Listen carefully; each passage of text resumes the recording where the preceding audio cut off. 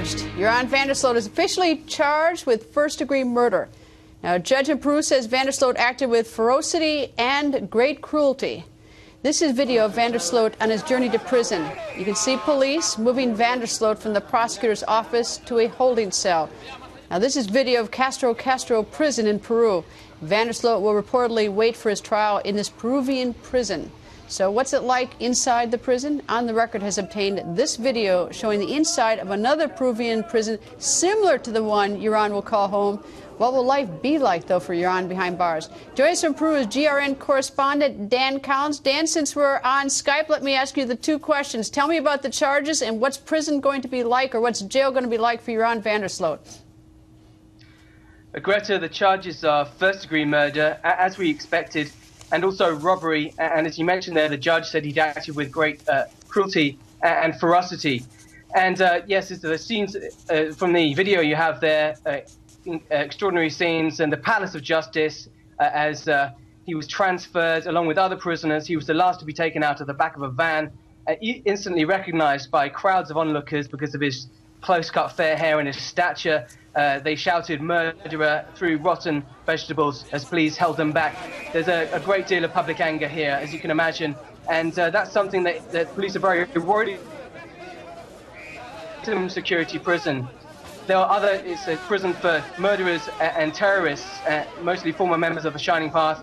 It's relatively small, 1,500 prisoners, very tightly controlled, based on the US prisons model with several gun turrets, and a high-level police source in prison security told me he would be held probably in solitary confinement for 4 to 5 months at least, for his own safety, because this has been such a high-profile and infamous case in Peru. He could easily be killed or seriously injured by other prisoners, he told me. So they are worried. There are serious security concerns, and they're wondering how they're actually going to be ever to be able to integrate him into the prison system. He will be there for probably several months before the trial begins, and he will remain there after the trial when the sentence is given. In terms of those crowds, is it routine or common that crowds show up and scream things, or is this unusual? It would be unusual here in the United States, for instance, for someone to be transported from a jail to the courthouse or to prison and have crowds just show up and start yelling things. Is this unusual? This is not as unusual as it would be in the United States. Crowds do show up, and sometimes they are encouraged by the authorities. I think in this case, though, there's such a high level of public anger. People were predicting where he would be and at what time. Crowds have followed him from the police investigations unit to the prosecutor's office and to the Palace of Justice. So he's also being followed by the press all the way to Castro prison as well.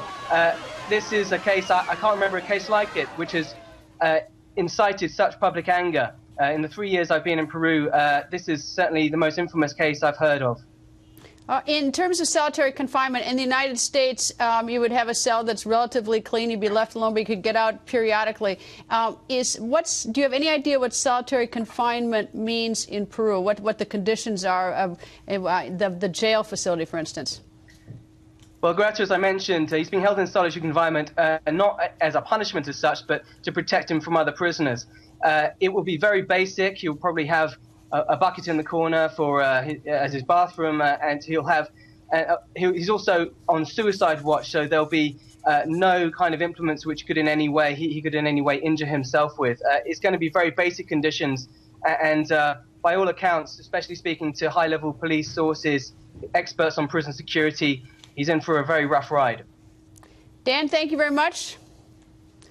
And there is more news tonight out of Peru. There is newly released surveillance tape of Joran van der Sloot from the morning of the murder. Now, at 8:35 a.m., Joran leaves his hotel room with 2 coffee cups in his hand. He lingers outside a few seconds. Then he knocks on the door, or at least pretends to knock on the door. Joran seems to be aware he's on camera. He then walks away and returns about 1 minute later. Then Joran leaves yet again. And at 8:39 a.m., Joran returns with a hotel worker who lets him into the room.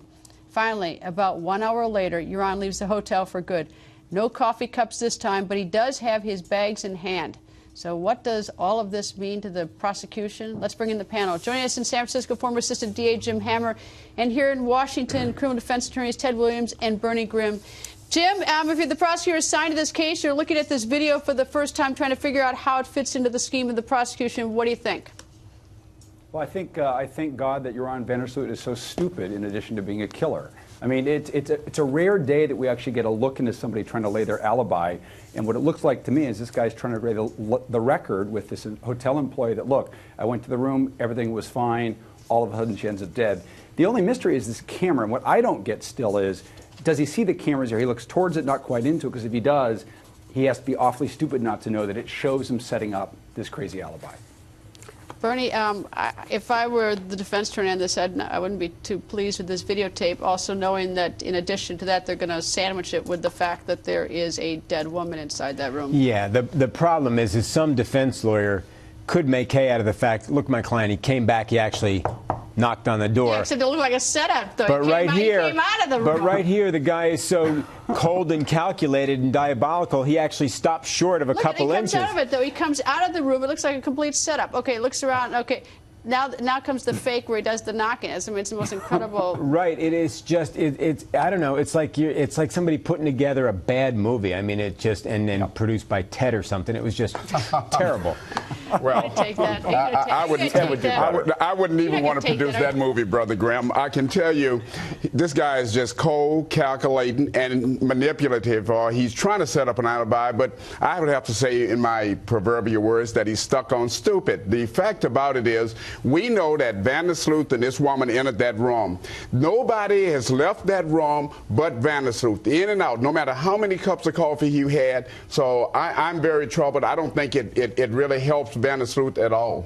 You know, it's the interesting thing about him. In the 5 years that we've been tracking the story, the one common thread is he seems so money motivated. Now, the latest story is that he was intending to rob her because she'd been. What, Jim?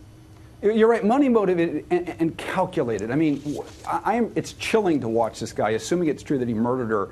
We've all looked at a lot of murder cases, but to be this cold and calculated and cool about it, carrying the coffee cups, asking the hotel guy, changing the shirt. But that's the strange. This is the. But it's the picture of a really cold-blooded killer. If this is true, Greta, it's just really chilling.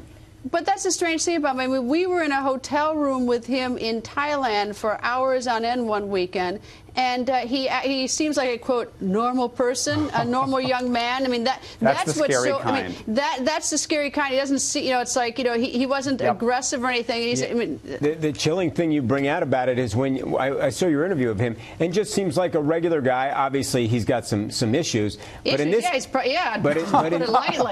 in this case, I mean, he's stealing $300 apparently from the woman, and just such depravity. But he's so money motivated. I mean, that was the whole thing. The setup with the FBI. Right. He said he was trying to get money out of Beth Holloway. Right. And he said he'll do anything for money. Well, it was $300 he was trying to take. Yeah, you know, and robbery, they now believe, is one of the reasons that he had this poor woman in this room. I can tell you what I'm listening to. I heard the general who was in charge of this investigation say, well, he tells us he has some information on Natalie.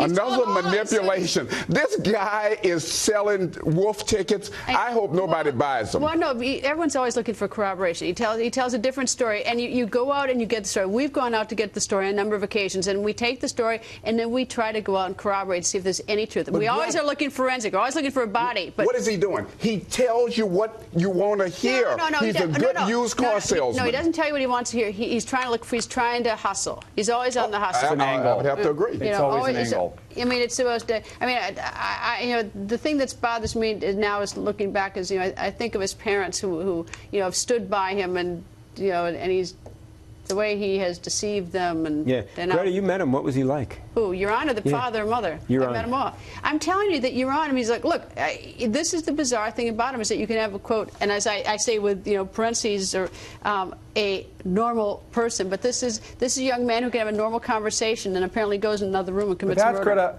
that's the true sociopath. He's not the guy who walks around Rachel all the time. That's also a murderer. But he has the cool, perfect face on him, and then when he needs to, or when something ticks him off, that rage kicks in, and if the details we've heard about the murder, about this just vicious beating, but I'm not sympathetic to the parents that we see.